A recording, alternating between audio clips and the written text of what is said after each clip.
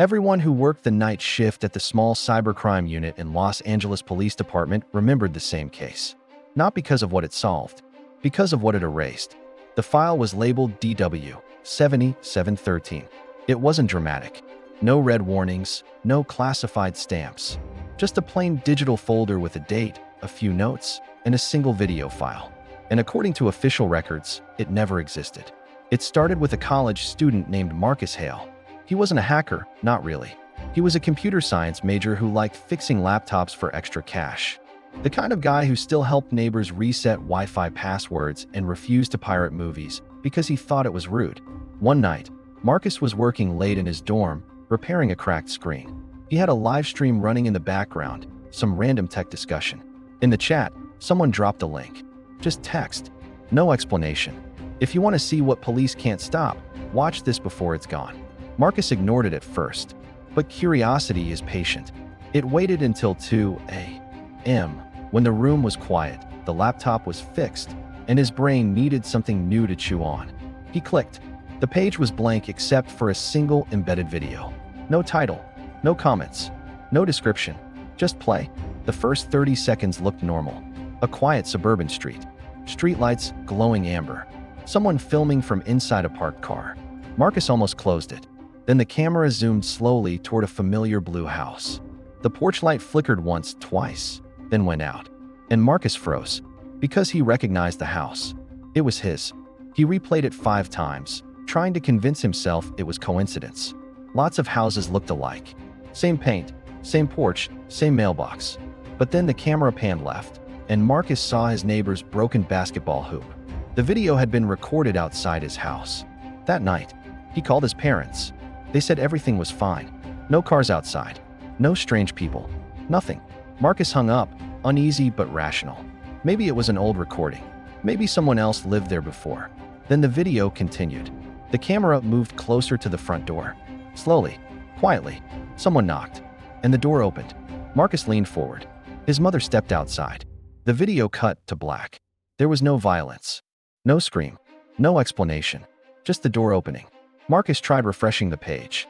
It was gone. He didn't sleep that night. By morning, he'd convinced himself it was fake. Some deep-fake prank. Some weird coincidence. But when he called home again, his mother didn't answer. His father didn't answer. Their landline rang endlessly. Marcus called the police. 2 patrol cars went to the house. Everything looked normal. Lights on. TV humming softly. But inside, no one was there. No struggle. No note. No sign of forced entry. Just an empty home. Marcus showed the detectives the link. It didn't work. The site didn't exist. His browser history showed nothing. They assumed stress, maybe shock. Missing persons cases weren't uncommon. But Marcus wouldn't stop insisting. Finally, the case was passed to the cybercrime unit. That's when Detective Laura Chun saw the video. Marcus had screen recorded it. Shaky footage of shaky footage, but clear enough. A quiet street. A blue house. A porch light flickering. A knock. A woman opening the door. Detective Chun paused it. She stared at the shadows behind Marcus's mother. Something moved inside the house. Not a person. Too tall. Too thin. Watching. They tried tracing the link. No domain. No server. No metadata. The recording itself had been scrubbed, so clean it might as well have been filmed on a disposable camera. But something else was wrong. Every officer who watched the video reported the same thing. They heard a sound. Very faint. Like whispering. Audio technicians enhanced the clip. They isolated the noise. It wasn't whispering. It was a voice repeating the same phrase over and over. "You're next." Marcus was placed under protection while the investigation continued. They kept him in a small safe house apartment. Cameras, guards, locked doors. He didn't leave. For 3 days, nothing happened. Then the video came back. One of the detectives opened an email attachment labeled Evidence Update. Inside was the same clip, but different. This time, the camera wasn't outside Marcus's childhood home. It was inside the safe house, pointed directly at Marcus, asleep on the couch. The timestamp showed it had been recorded an hour earlier. The guard swore no one had entered. Cameras showed no one. Locks hadn't moved. But the video existed. And Marcus was still sleeping in the frame, breathing slowly, unaware. Detective Chun replayed it dozens of times. On the 5th watch, she saw something else. Behind Marcus, in the reflection of the dark TV screen, Someone standing just out of frame. Watching.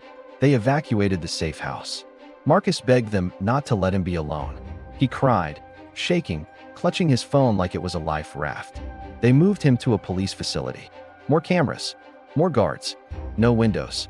Nothing could get in. That night, every monitor in the building flickered for 2 seconds, then returned. No alarms. No alerts. Just a flicker. An hour later, Marcus was gone. No doors opened. No cameras cut. No signs of struggle. His chair was empty. On the desk in front of him sat a USB drive. Inside was a new video. This one was different. It showed Marcus sitting calmly in a dim room, looking directly into the camera, smiling. He spoke slowly. "If you're watching this, don't look for me." The camera zoomed out. The room had no walls, just darkness. Behind him stood shapes. Tall, thin, silent. Marcus kept smiling. They said the police would pretend this doesn't exist. The video ended. The cybercrime unit escalated the case. Federal agencies were contacted. Servers were searched worldwide. Nothing. No upload trail. No signal origin. No fingerprints. The file behaved like it had always been there. Like it didn't need the internet at all. Detective Chun started noticing something strange. Every person who watched the video reported small, identical details. Footsteps at night. Doors slightly open. Phones turning on by themselves. At first, she thought it was paranoia. Then her apartment door opened while she slept. She checked security footage. At 2:17 a.m., her front door opened slowly. No one stood there, but the camera's motion detection flickered like it saw something. The next day, she requested the case be shut down. Not solved. Shut down. She wrote in the report, "No evidence supports the existence of any dark web video connected to Marcus Hale." The file was archived. 3 months later, a rookie officer cleaning old drives found DW 7713. Curious, he opened it. There was only one video. A quiet suburban street. A porch light flickering. A knock. The door opened. This time, it was Detective Chun. She looked straight into the camera and smiled. The rookie called his supervisor. They watched it together. They searched the database. No Marcus Hale. No missing parents. No Detective Chun. No case. No reports. Nothing. They deleted the video. Or they thought they did. A week later, a security guard at a hospital reported something odd. Every TV in the waiting room flickered at once. Just for 2 seconds. Then normal. Later that night, a patient scrolling his phone found a video with no title. A quiet hospital hallway. A security guard sitting at his desk. Behind him, something moved. The guard stood up, walked into the darkness. The video ended. Police investigated. No such video existed. No guard was missing. No report was filed. But the patient couldn't forget the whisper he heard in the clip. "You're next." Years passed.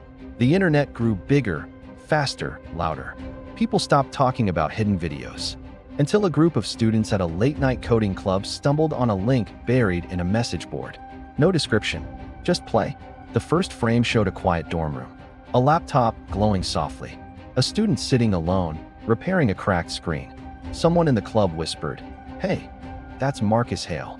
Another laughed nervously, because Marcus Hale had never existed.